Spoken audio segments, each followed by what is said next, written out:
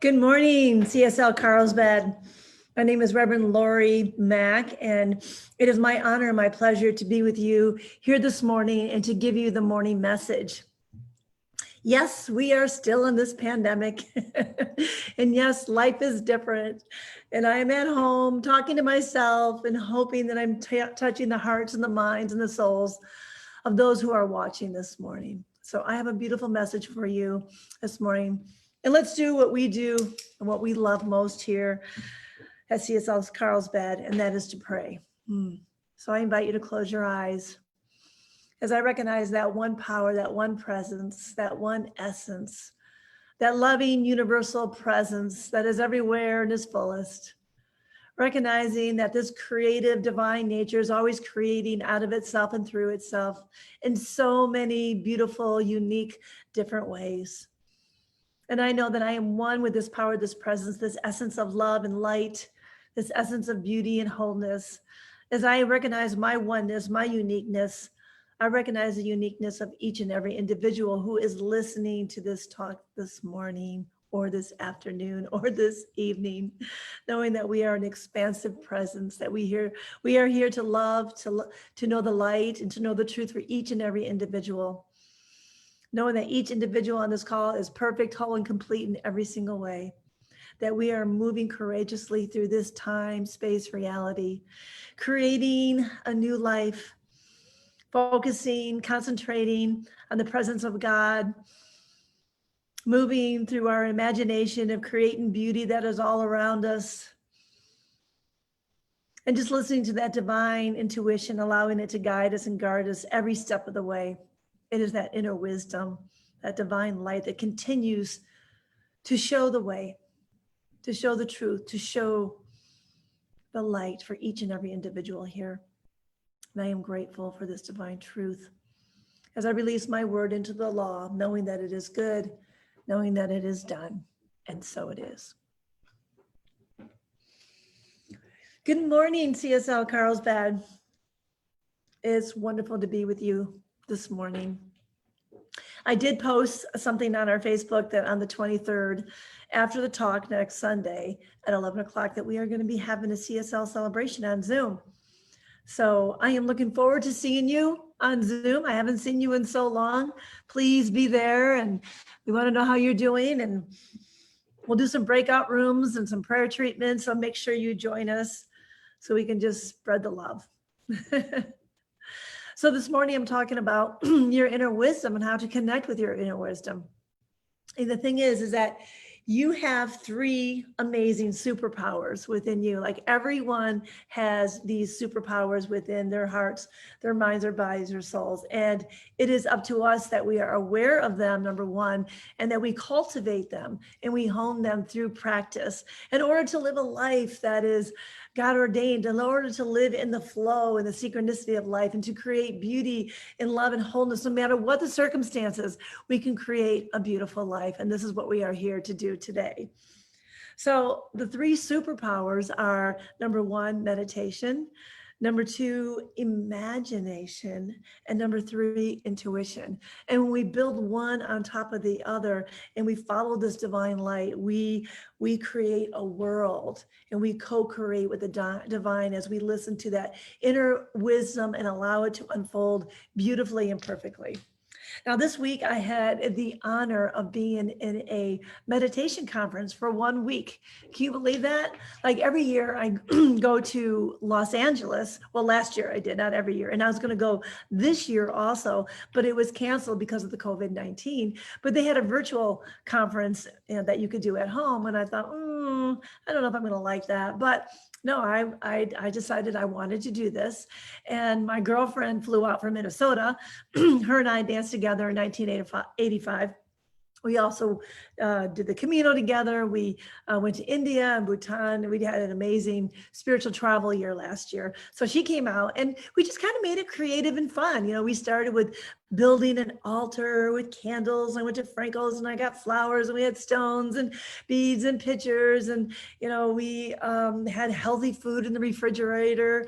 And every day we kind of took a little break and went down to a beach. I showed her all the beaches because she's in Minnesota. So Swami's and Encinitas and Carlsbad and Oceanside, just put our feet in the water and to have a balanced experience. And it was just a beautiful, beautiful experience.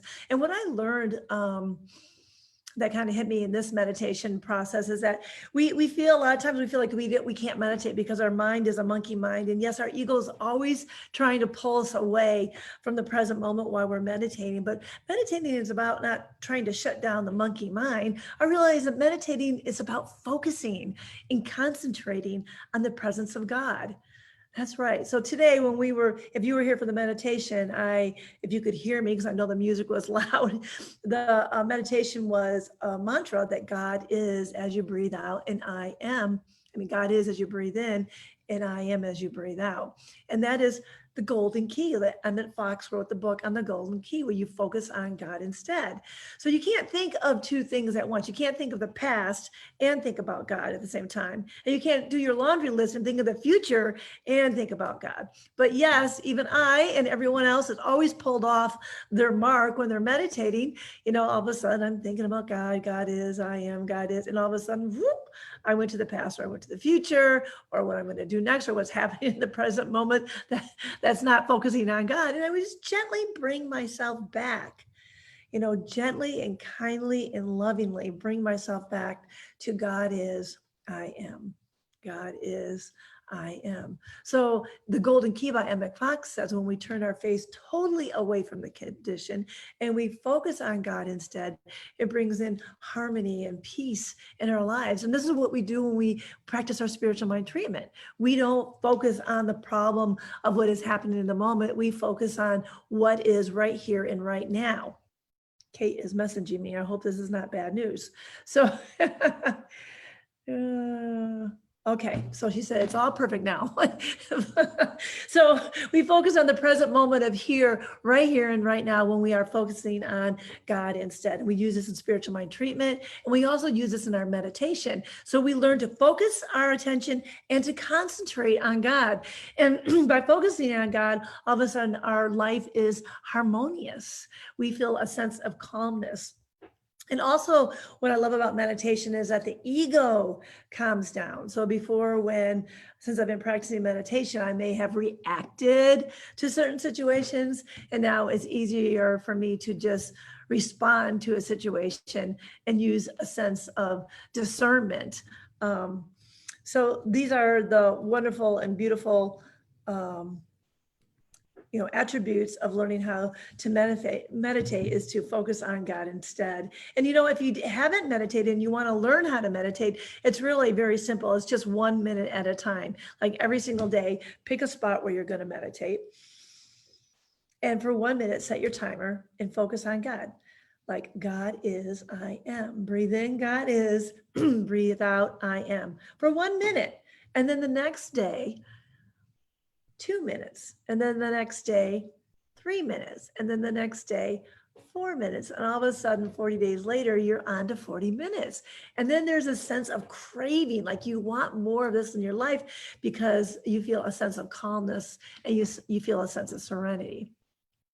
And talking about serenity, while we're in this pandemic, be careful of your serenity, like protect your serenity. Don't give it away.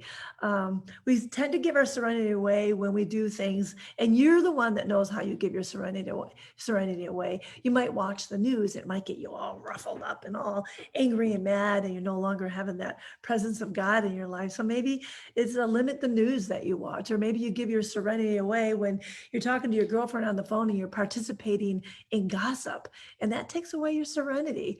You could be watching negative TV shows that take away your serenity. So what is it in your life that takes away your serenity? And what can you do to bring yourself back into harmony and to thinking about God?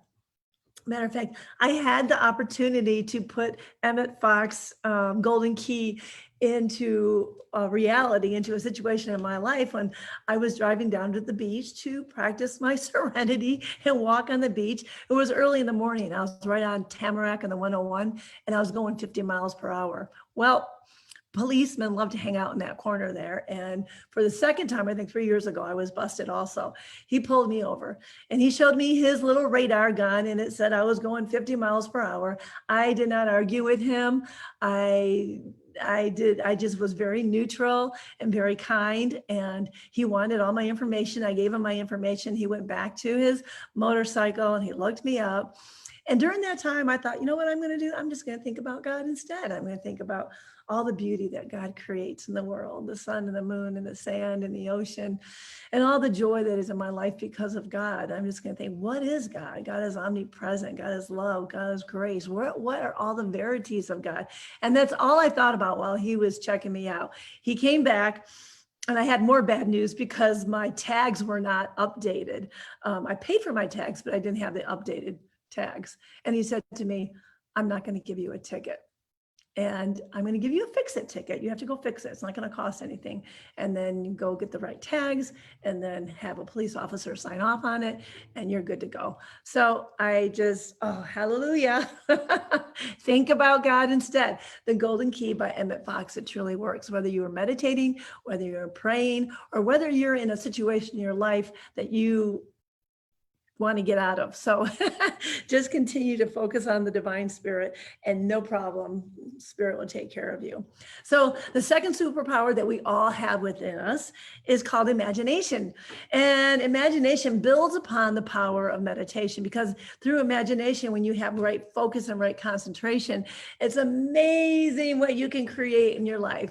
Remember that imagination, everything is created twice. First in the mind, right? In the mind of God, in your imagination, and then in the material world. So when we are aware that we are creating everything in our mind first, and then when we are experiencing it, we are going to be more tend to create something that is beautiful and loving and have great faith in that so it can show up in our life. And this is a superpower that we can continue to navigate through life. And even during this time of pandemic, what are you creating in your mind? You know, everyone is kind of nestled in their homes and they're fixing up their houses and making them beautiful. I know my neighbor, he is putting in a new backyard and I'm thinking about putting in a new bathroom because I have a shower and I want a tub. I would be really happy if I could have a big soaking tub in my master bedroom. So what is it that's going to bring me joy? What is it going to bring me happiness? And then I can imagine that. I saw it and I know exactly how I want it. And now as if I can't travel, I might as well enjoy my little nest that I live in. And this is what we want to do. We want to create beauty that is all around us. We don't have to worry about how it's going to come into our lives. That's not our job. That's not our job. Our job is to create what it is that we want. What color is it? What does it feel like? Our imagination is like the paintbrush of our life. It paints the scenery of what it is we want to create in the future. So if we take advantage of that, we can, tap into the superpower that lies within each and every person here. And it's the same thing. It's the same thing as meditation. Focus and concentration. So when you have a focus and concentration on what you want to create in your life through your imagination, it becomes a reality that you live. I'm not sure if you know Sonia Choquette. She is a spiritual leader. She's written many books and she also has done the pilgrimage. So I kind of like her. Anyways, she has a cute story about when she was a little girl. She was watching TV and she lived in Denver and Santa Claus came on TV and said, okay, I'm Secret Santa and I'm going to be driving around Denver and I'll be looking for a big sign in your picture window in your front yard that says, Merry Christmas, Santa. And if you have a big picture window with a sign on it that says Merry Christmas, Santa, I'm going to stop at your house and I'm going to give you a big Christmas present. Oh my goodness, this excited her as a little girl. She went into her bedroom and she found all the school paper that she can find and she taped it all together and she made a huge sign that said Merry Christmas Santa, and she played Christmas music and she fantasized about what kind of gift Santa might bring her. Maybe it's going to be a pony or a or I don't know, something for the family, a pool for the backyard. And what I loved about her, she wasn't thinking about herself. She was thinking about something for the whole family. And she put sparkles all over that picture and she drew little elves and reindeers and Santa Claus. And then she drew a picture of her family all waving. So her brother Anthony thought she was crazy, but she didn't care. She said, "Mark my word, Santa Claus is going to stop at my house and we're going to get that big Christmas present." I guess her mother always said, "Mark my word." So she put it up joyfully, joyfully creating through her imagination in her picture window, believing that Santa was going to stop at her house. The next day she went to school. And when she came home, her mother standing at the front door and said, "After you left this morning, you'll never believe who showed up. I had my pajamas on, I had curlers in my hair, and there was a TV camera in my face and Santa Claus saying, ho, ho, ho, and all the three elves behind them with a huge package, a big gift. And I put it in the living room so you can go look at it." She was so excited. She went into the living room and what she saw was a big color TV that the whole family can enjoy. You see, they only had the small 24-inch black and white TV with the little bunny antennas, that it was difficult to watch. And she didn't really like watching TV because her family was all crowded around this little small TV. So it was just a great joy. And I think after that experience, she realized that there was nothing that she couldn't create in her life through the joy of her imagination. So what is it that you want to create in your life? Yeah, this is a time to say whatever you want to create. Nothing is impossible. You could even ask yourself, if I wasn't afraid, like if I didn't have fear and I didn't have to worry about how it was going to happen, what would I like to create in my life? And journal about this, write about it, and something magical will pop up that really excites your soul. And when you know it excites your soul, it's for you to create, and the universe will always support you in that creation. Because I know that when I was a little girl, the only thing I thought about is my dance career. Oh, I cried myself to sleep. Makes me cry right now just to think about how bad I wanted to be a professional dancer, how bad I wanted to travel the world, how bad I wanted to live in California. And I'm here, yay. But it was something that I created, and I used the paintbrush of my imagination. And every day I thought about it, I focused on it, and I concentrated on it. No, I didn't have the money. No, I didn't have the wherewithal. No, I didn't have the teachers. But, the universe brought everything that I needed to make that happen. And what a beautiful experience that is. And it's just a lesson that through your imagination, through your focus, through your concentration, there is nothing that you can't create in your life. So you have your meditation, you have your creation, your imagination, and now the third superpower that you have within you is your intuition. That's right.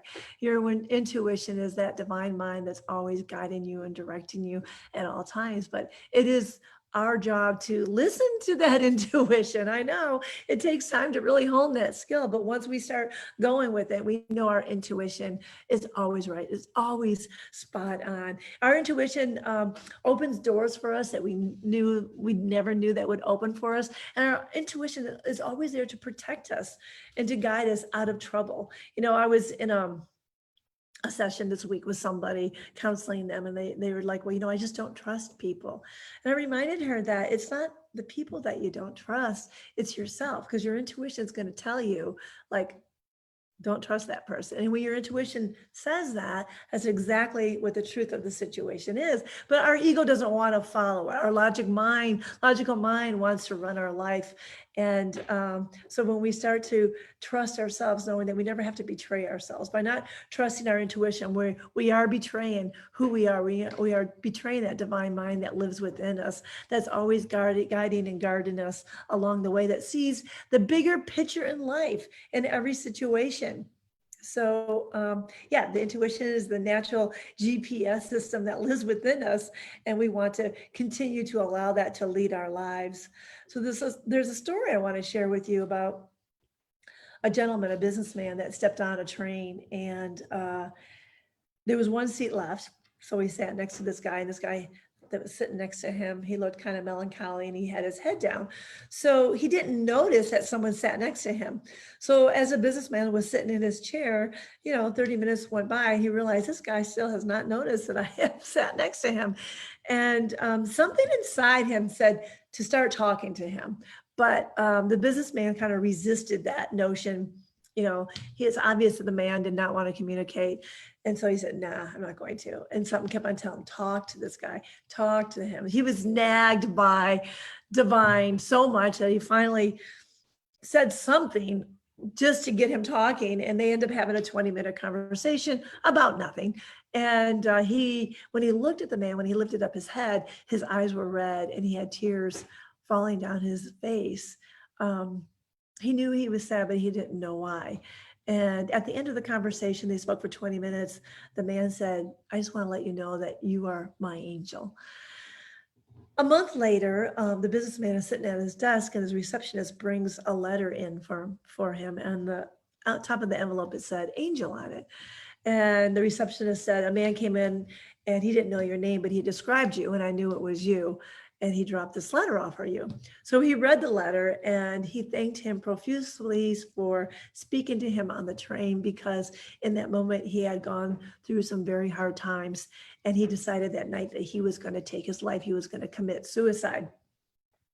Unless God intervened and he had someone speak with him so he would not do such a thing. And in that moment, the businessman started up a conversation with him, not knowing that he actually saved his life. And he wrote in there that you are my angel. Thank you. We just don't know. We have no idea. I mean, God is the director in so many ways of our life and sees the bigger picture that we can't see. And if we can just allow our ego to calm down and we can focus on the presence of our God and in our life and listen to when God is speaking to us, then we are always for sure either assisting someone else in their evolutionary process or more moving towards more joy in our process or moving out of danger. It's just magical what happens when we actually listen to our intuition and take it seriously. And everyone's intuition is different. Like, you're a unique person, everyone's unique, and everyone's intuition speaks to them differently. You might have a hunch, or you might have a gut feeling, or you might have a, I know that this is what I'm supposed to do. Or it could be an inner voice that speaks loudly to you, like the man on the train. And that's kind of what happens to me sometimes. A year ago, I was on the Camino. No, it was 3 years ago. My first trip on the Camino de Santiago de Compostela with Ellen. And when she left, I decided to stay and to do another trek from Portugal. And I'm a little shy sometimes talking to strangers. It all depends. And I was taking a picture, and a stranger came up to me and he said, "Do you want me to take a picture of you?" And I said, no, thank you though. Like, I don't need no help. I'm okay. Even though I haven't had any pictures of myself taken. So anyway, something inside me said, ask him to take your picture. I'm like, no, I'm not going to ask him to take your picture. And it kept nagging me because I'm about, 12 feet behind him and his buddies, and they were walking. So finally I said, okay, already. So I said, excuse me, can I take you up on that? Would you mind taking a picture of me? I haven't had my picture taken since I've been on this trek of the Camino. So he took a picture of me, and it ended up that we had a great conversation and we became friends. He was walking with two guys since the beginning of their journey. They did the 500-mile journey and they don't speak English. So him and I had great conversation, and he told me more about the 500-mile journey because I was wanting to come back next year and to walk that journey. So we kept on meeting each other, on the trail the next 3 days in a row. Somewhere along the line, we would meet up. And then I was walking in the last day by myself, and I met this other pilgrim, and he was in a hurry. And I go, well, what are you in a hurry for? I got to get to Santiago. I go, why do you have to get to Santiago by a certain time? He said, because the nuns told me that I'm not allowed to walk into Santiago by myself. I have to walk in with my pilgrim family that I met along the way. I said, oh, okay. And so I felt a little like, well, I don't have a pilgrim family, and I didn't make plans to meet with a bunch of pilgrims there. So I was feeling a little sorry for myself. So I let it go and I just walked into Santiago doing what I was doing. And once I got into that plaza, who was there to meet me but the guy who took the picture of me and his friends? And they said, hey, Lori, you want to go out for dinner tonight? I said, that'd be great. Let's meet at the cathedral at 6 o'clock. So we met at the cathedral at 6 o'clock. And we're standing there, we're talking, and all of a sudden, a big group of people come walking toward us. And I recognized 3 of the girls in that group that we had walked together that week. And all of a sudden, we're all together, and there's like 15 of us, and we decide as a pilgrim family to go and have a pilgrim meal. Wow, it brought me so much joy. It's like, whew. Spirit was on its job, and because I listened to it, I was able to be led to my joy. And it's really a beautiful thing to live a life of meditation, imagination, and intuition. Because the meditation is going to teach us how to focus on God instead, to focus and concentrate. Imagination, knowing that we are unlimited on what we want to create. We can joyfully create whatever it is that we desire in our world. And our intuition is going to guide us and direct us along our journey. So it is my honor to be with you this morning and to inspire you to develop these 3 powerful verities of God so that you can live a life of connecting with your inner wisdom. And with that being said, let's pray. So I invite you to close your eyes and to go within as I recognize that one power, that one presence, that one guidance, GPS system that's always guiding us and directing us on our joyful path through life. And I know that I am one with this joy, one with this love and creativity. And as I know that I am one with the divine mother of creativity, I know each and every person on this call is one with this divine mother of creativity. Each person has that power, that presence to create whatever it is that your heart's desire, not worrying about how it gets done, because Spirit is always in charge of making everything happen from the backstage, from the places that we cannot see. And how grateful I am for this, that each person has this deep desire to learn how to focus and to concentrate on the presence of God as their life, how to hone these skills for calmness, for that feeling of wholeness, for that feeling of connectiveness, to use their imagination to create their inner heart's desire, and to allow divine wisdom to guide them and to direct them on their paths. And how beautiful this is as I release my word into the lawful mind, knowing that it is good and it is done, it is creative, and so it is. Thank you, beautiful people. I love you. I'm looking forward to seeing you next week. So make sure you join us on our Zoom call, celebrating and connecting with each other from CSL Carlsbad. And so it is. Namaste.